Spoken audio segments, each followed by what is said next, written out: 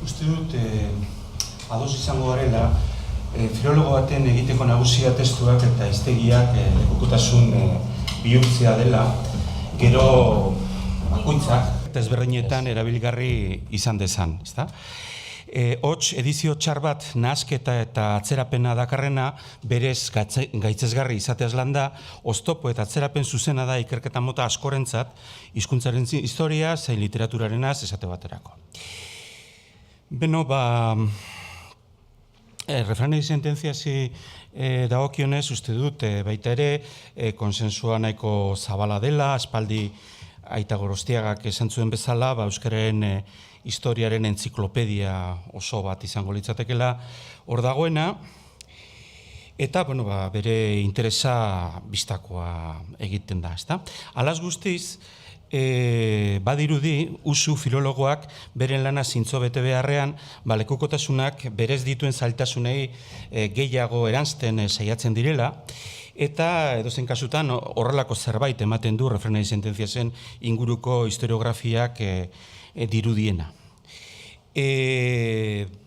Funtsean, bildumak dituen, esate baterako hizkuntzazko altxorrak xurgatu beharrean, edo garaiko beste lekukotasun zenbaitekin egiten hasi den bezala, euskararen gramatizazioaren ikerketarako baliatu beharrean.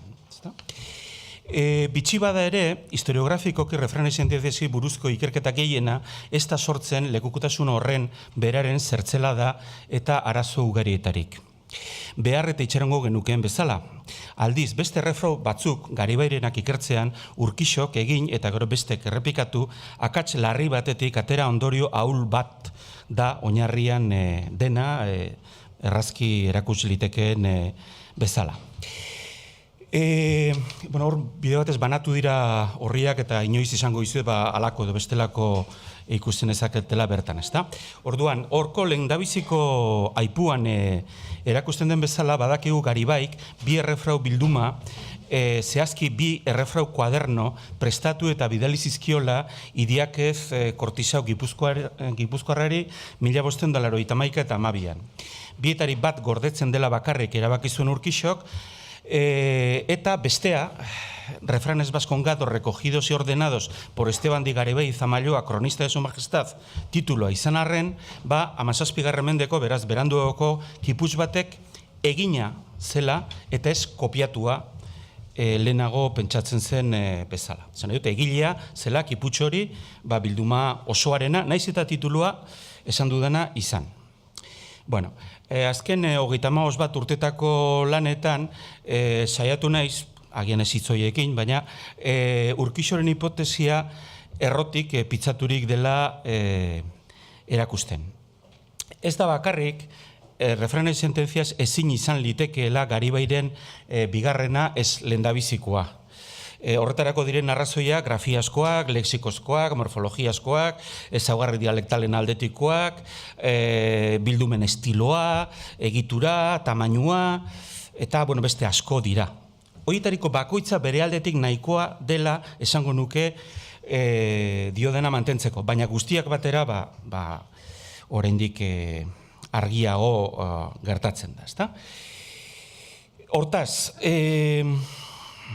17. mendeko hori pentsatu izan den bezala kopiagile batena da, eta kopiagilea dela eta ez egilea frogatzeko, aipatu ditudan era guztietako arrazoiak daude.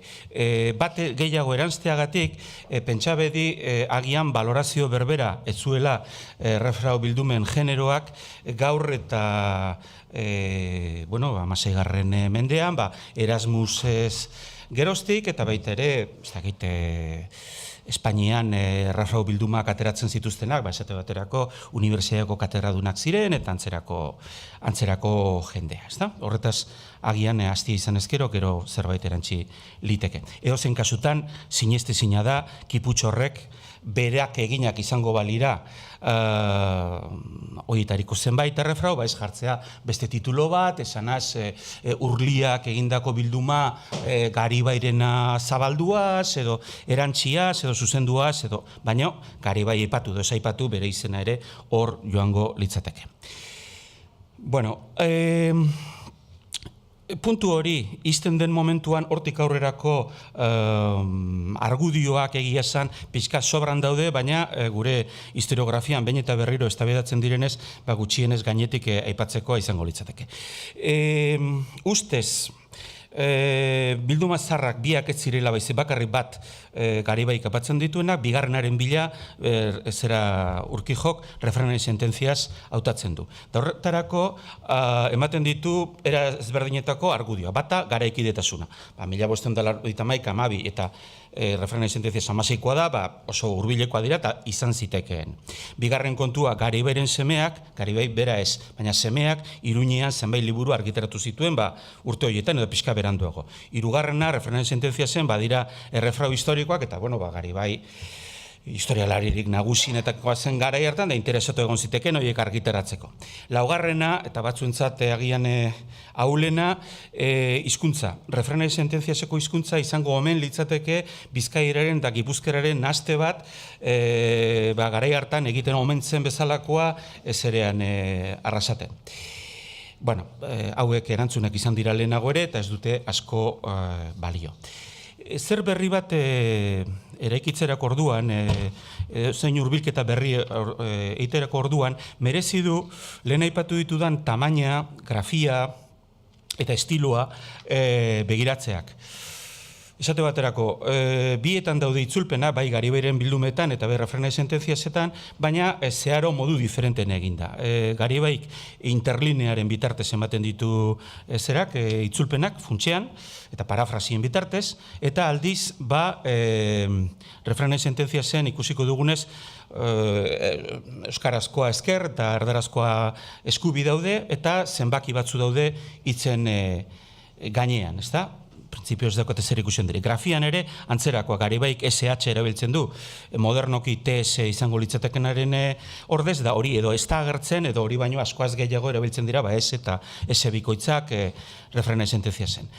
Beste hainbat puntutan grafian eta hizkuntzan ere, antipodetan daude Bizkairaren, edo Bizkaira deitzen den eremu horren barnean, bata Arrasate inguruan eta bestea Bilbotik askoaz hurbilago. Honekin nahiko ez eta Urquijok sortu zuen bigarren hipotesi bat ere, ez zuen inoiz justifikatu nola lotzen zen aurrekoarekin. Eta da, refrenen sententziaz lehen esan duguna Garibairena litzatekela, Hernan Núñezengandik dagoela, garai hartako bildumarik famatuenetarik, batetik dagoela itzulia euskarara. Bueno, labur esateko, aurreko ahula baldin bazen, hau askoaz ahulagoa da. Az gaitezen testuaren egituragatik. Esan dugu, ezker dagoela euskarazkoa eta eskubi dagoela erdarazkoa. Horrek, mundu guztien entzat esan nahi duena da, originala euskarazkoa dela eta erdarazkoa zera, itzulpena. Hori bezala badaude hizkuntzasko eta bestelako problemek. Eta oro har, eramaten gaitu esatera, bai hizkuntzagatik, eta bai horra aipatzen diren realia, musika eta butro eta Bilbo eta antzerako kontuengatik, eta bai literatur soziologiagatik ere, honelako gauzak, nonbait itxarotekotan, edo Bilbon edo Bilbotik hurbil itxarongo genituzkela, eta ez Arrasaten edo olako toki batean. Bukatzeko puntu bat, gero agian berriro aterako dena Koldori hitza eman baino lehenago. Esan dugun bezala, eta titulo luzean doaz aipatuak horiek, esaten da, declarados en romance con números sobre cada palabra para que se entiendan por la gran diferencia de sintaxis de estas lenguas. Bueno, orduan, ordena euskarazko hitzena da. Orduan, euskarazko hitzak doaz, bat biru lau bost. Erdarazkoak, askotan daude, bost lau hiru bi bat. Edo zen kasutan, beste dozein ordenatan, baina ez originaleko ordenan, baizik eta hortik ituzulitakoan. Bueno, Zenbaki horiek badute garai batean eman zaien baino importantzia gehiago, alegia ia batez. Hor, baldin bazoazte 6. puntura zerean, tartean saltatzen ditut zenbait argudio itzulpen gaiztoak eta beste zenbait Hernan Nuñez zengandik hau estela hartua esan alizateko, 6. esaten zaigu, hemendik nik gutxitan ikusi dudan bibliografia batetik hartuta Bizarriren, espainolaren errafrau bildumen historias funtsean, hor dagoena, ¿está? Desde la puesta en marcha de la reforma educativa del siglo IX, los refranes fueron utilizados en la escuela para la realización de ejercicios de gramática. Da orduan, pentsatzen dute ariketa horiek, itzulpenak eta horrelakoak zirela, eta zenbatuak zijoazen, edo sintagmak, edo esaldiak, zera egiteko, ezta? Horren, bueltan, dauzkatzue, euskaraz horrek daukan kide nire ustez bakarreko adibideekin. Esaten dute, itzulpenak badaude beste toki batzutan ere, eman dezagun Lubietarenean eta noski Mikoletaren kontutan eta egongo dira. Baina, esaten ere naiz, lehendabizikoan daukasun bezala, euskarazko A darama eta A hori joango da Kantabriken itzulpenean. Solasak B darama eta diskur izango da bereekin bestean. Ikusten duzu, refranesentzat esan dudana, betetzen dela hemen zerarekin, urterekin. Urteren gramatikatik hartuta dagoen zera kontua da. Beraz, eta honekin koldori uzten diot, errefrauak direla, refranai sententziaz bildumakoak ez da zalantzarik. Beste asunto bada, genero bezala, euskal errefrau bildumen artean oso markatua gertatzen dela, arrazoi hauengatik guztiengatik, ez gutxienik orain azken aipatu dudanagatik, eta baita ere hemendik kanpo, eta agian begiratu beharko litzateken da, bai errefrauen eta itzulpenen arteko erlazioa, eta baita ere errefrauen eta Pizarrik aipatzen duen bezala, irakaskuntza, hizkuntzen irakaskuntzaren arteko erlazioa.